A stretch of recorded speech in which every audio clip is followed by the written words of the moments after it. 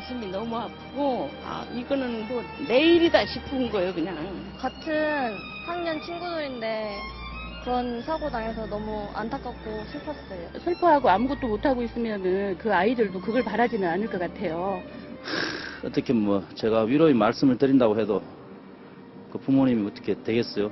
하지만 뭐 희망을 가졌으면 합니다. 잘 보내주는 것도 하나의 방법이라고 생각해요. 저희들도 다 지금 희망을 갖고 기다리고 있는데 혹시라도 만약에 못 돌아온다면 정말 하늘나라 좋은 데 가서 나중에 다시 또 만날 것이고. 저는 지금 할 수 있는 게 없어서 정말 죄송합니다. 어떻게든 꼭 돌아와 주시게 하는 바람입니다. 너무 낙심하지 마시고 힘내시고 용기를 가지시고 그냥 빨리 나와서 엄마 아빠랑 같이 잘 지냈으면. 고생했던 거 다 잊어버리고 부모님도 빨리 다 털고 일어났으면 좋겠어요. 자, 이 세월호, 이 침몰된 안산 단원고등학교 학생들이 대부분 타고 있었던 이 배하고 전혀 무관한 우리 국민들은요, 이 사안을 남의 일로 여기지 않고 지금 보신 장면처럼 같이 눈물 흘리면서 가슴 아파하고 있습니다. 자, 그런 모습과 아주 대조적으로 현장에서는 여러 가지 다툼이나 갈등도 있고요. 다양한 일들이 벌어지고 있습니다. 자, 오늘로 8일째입니다. 아직까지도 이런저런 잡음 끊이지 않고 있습니다. 현장 상황 김경목 기자가 정리해봤습니다. 세월호 침몰 구조작업 8일째. 생존자 소식을 기다리는 애타는 마음과 달리 때 아닌 잡음이 일어났습니다. 해군과 해경이 구조작업에 최적기인 소조기 동안 원활한 구조활동을 명분으로 민간 잠수사들의 선체 진입을 통제하자 민간 잠수사들이 철수하겠다고 맞받은 겁니다. 일부 잠수사는 실제로 철수한 것으로 알려졌습니다. 엄전해서 갔는데도 이게 투입이 안 됐던 거예요. 입절 라인도 없고 그런 공간도 없고 위험하다. 해군과 해경은 이들의 주장에 즉각 반박하고 나섰습니다. 민간 잠수사 중에 SSU나 UDT 출신 등 숙련된 잠수사에 한해 현장에 투입했다는 겁니다.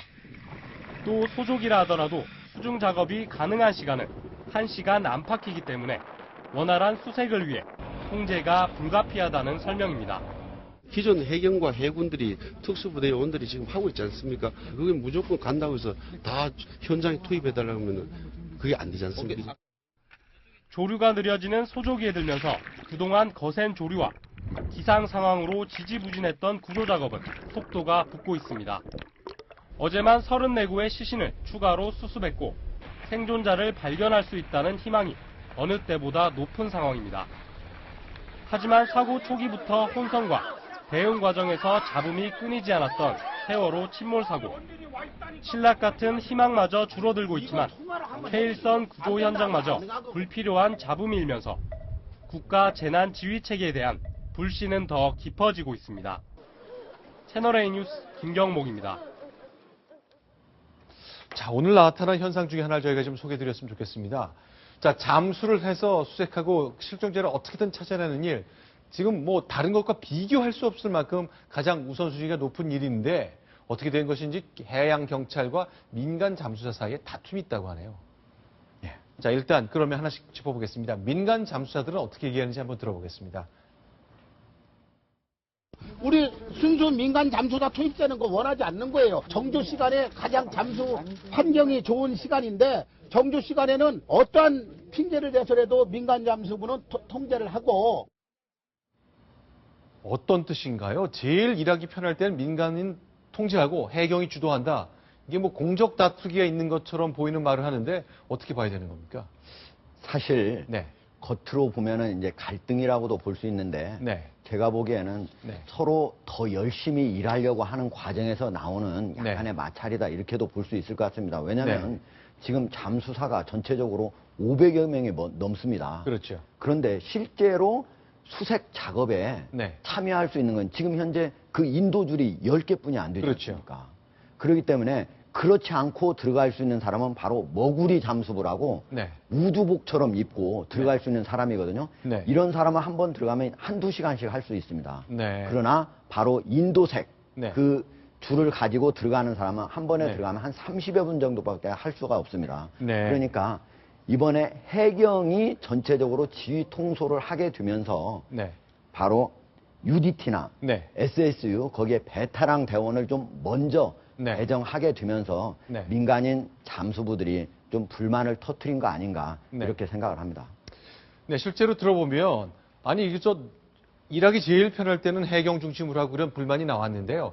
사실은 해경도 좀 답답해하는 것 같고 해양수산부도 좀 얘기할 얘기가 많은 것 같습니다. 이런 설명을 내놓고 있는데 여러분들 한번 들어보시면 어떤 생각이 드실까요? 같이 보겠습니다. 아니 민간 잠수사들을 현장에 투입해달라는 건데 그거는 지금 기존 해경과 해군들이 특수부대 요원들이 지금 하고 있지 않습니까? 거기에 대해서 무조건 우리가 현장에 입수를 시켜달라는 거 아닙니까? 그게 무조건 간다고 해서 다 현장에 투입해달라고 하면 그게 안 되지 않습니까? 사실 민간인 잠수부들도 거기에 자원봉사를 하러 갔는데 며칠째 단 한 번도 입수할 기회가 없다. 그러면 얼마나 안타깝겠습니까? 그리고 또 한편으로는 해양수산부나 그리고 해경 이쪽 또 그리고 해군 쪽에서는 나름대로 전체적으로 통제가 이루어지는 상황에서 바로 시신수색을 해야 되는 그런 어려움이 있기 때문에 가급적이면 서로의 주장을 조금씩 양보해서 좀 협조해가지고 이루어졌으면 좋겠습니다. 네, 그러니까 지금 오늘 상황을 좀 저희가 지금 파악해서 정리해 보자면 산소통을 등에 매거나 아니면 그야말로 우주복 같은 머구리 잠수복을 입은 분들 중심으로 주도가 되는데 궁금한 게 있습니다. 그동안 무슨 개 모양을 닮은 첨단 로봇도 있고 또 무인 잠수정 같은 게 아주 큰 효과가 있을 거라고 얘기를 했는데 그런 건 주의 역할을 지금 못하고 있는 겁니까? 지금 개 모양이라고 한 거 그게 이제 무인 크랩스터인데요. 이것은 바로 시신 수색에 사용하는 장비는 아닙니다.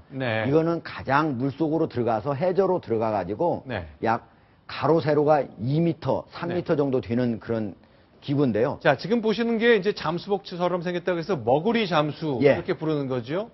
등에 산소통을 맨 것하고는 조금 다른 모습입니다. 왼쪽이 산소통, 오른쪽이 머구리네요. 저분들은 한 번 들어가면은 한두 시간씩 일을 할 수 있기 때문에 배나 많은 사람들을 찾아낼 수가 있는 것입니다. 지금 보이는 화면에 보이는 게 바로 무인 크랩스터입니다. 지금 개 발이 양쪽에 3개씩 달려 있죠. 그래서 해저로 들어가 가지고 온도를 실시간으로 잴 수도 있고 그리고 유속을 바로 잴 수가 있습니다. 그렇기 때문에 저거는 시신 수색에는 사용하지 않는다. 너무 크기 때문에 들어갈 수도 없습니다. 다만 미국에서 가져온 ROV라고 해가지고 바로 원격 무인 수중 탐색 장비가 있었는데요. 지금 보이는 저거네요. 그런데 이거는 유속이 2노트 이하일 때만 사용을 할 수가 있습니다. 그런데 여기 맹골 수도는 바로 유속이 빠를 때는 6노트까지 되거든요. 우리 바로 킬로미터로 하면 10km 정도 되고 2노트는 4km 약간 안 되는 상황인데요. 지금 소족이라고는 하지만 그 정도 이상이면은 사용할 수가 없기 때문에 결국은 무용지물이 된 셈입니다. 자, 이거 아무리 첨단 장비가 있어도 이 맹골 수도의 빠른 바닷속 물살 때문에 그 효과를 톡톡히 못 보고 있는 것이 좀 안타까울 뿐이네요. 그리고요. 우리나라도 사실은 ROV 저게 있었습니다. 그런데 우리 것은 계속적으로 지금 현재 수리 중이어가지고 세 대나 있었음에도 사용할 수가 없었고요. 또 해군이 여기에다가 구조함을 3척을 투입했다라고 얘기를 했었거든요. 근데 그 구조함이 2척은 40년 이상 돼가지고 하나는 6개월째 수리 중이고 그리고 하나 새로운 것이 있었는데 그거는 1년 6개월째 성능 바로 테스트 중이고 마지막 한 개가 있었는데 그것만 겨우 투입 중입니다.